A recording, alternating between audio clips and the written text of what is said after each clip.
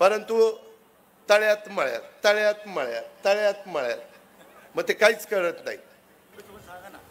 अरे महायुती आहे इथं, पक्षाचा कार्यक्रम असल्यावर काय सांगायचं ते सांगतील, नाहीतर अरे बरोबर आहे बाबा, आज महायुती आहे, त्याच्या संदर्भात प्रत्येकाने आपापलं काम करावं, त्या वेळेस काय सांगायचं ते सांगेल।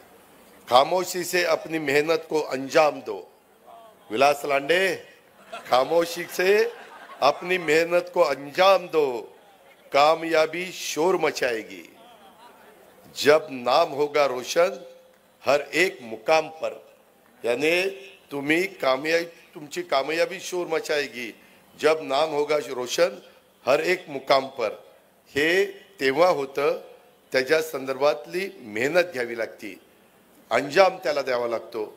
नाहीतर इथं कितीतरी जण म्हणत होते, ती पंडित गवळी पण कानात येऊन, दादा विलास कुणाकडे हो,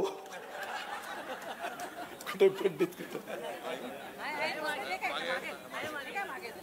तर मी म्हटलं ते काही लोक असतात सर्व पक्षीय, मग ते सर्व पक्षीय असल्यावर सगळेच म्हणतात आपलाच आहे आणि काहीच मिळत नाही।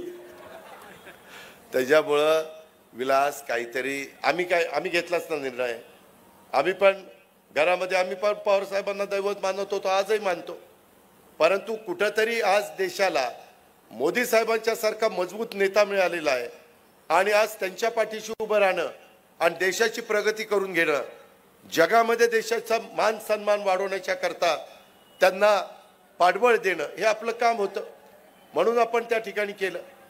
परंतु तळ्यात मळ्यात मग ते काहीच कळत नाही, तसं होऊन देऊ नका। तळ्यात मळ्यात न राहिलेला अण्णा कुठे गेला बघा। त्याच्यामध्ये मी अधिक न बोलता खूप काही गोष्टी बोलण्यासारख्या आहेत, परंतु मी माझे आता दौरे पण महाराष्ट्रात वाढवणार। मी कालच सांगितलं की आता मी अर्थसंकल्प सादर केलेला आहे, त्याच्यामुळे मला तिथलं काम इतकं 7 दिवस राहिलेलं नाहीये। आता मी निम्मा आठवडा तिथं घालवणार आहे आणि निम्मा आठवडा महाराष्ट्रामध्ये, त्याच्यामध्ये पिंपरी चिंचवडमध्ये पण येईल, पुण्यामध्ये पण येईल, सगळ्याच गोष्टी आपण मिळून मिसळून त्या ठिकाणी करू।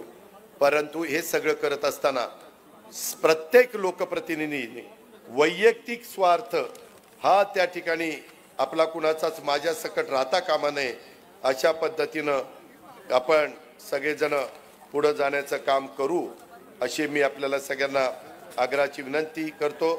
पुन्हा एकदा सर्व पक्षीय सत्काराचा कार्यक्रम आज जो झाला आणि त्याला सर्वांनी मनापासून साथ दिली, त्याबद्दल सर्व राजकीय पक्षाच्या नेत्यांचं, कार्यकर्त्यांचं, प्रतिष्ठित नागरिकांचं आणि माझ्या जबाबदार सहकाऱ्यांचं मी मनापासून आभार मानतो।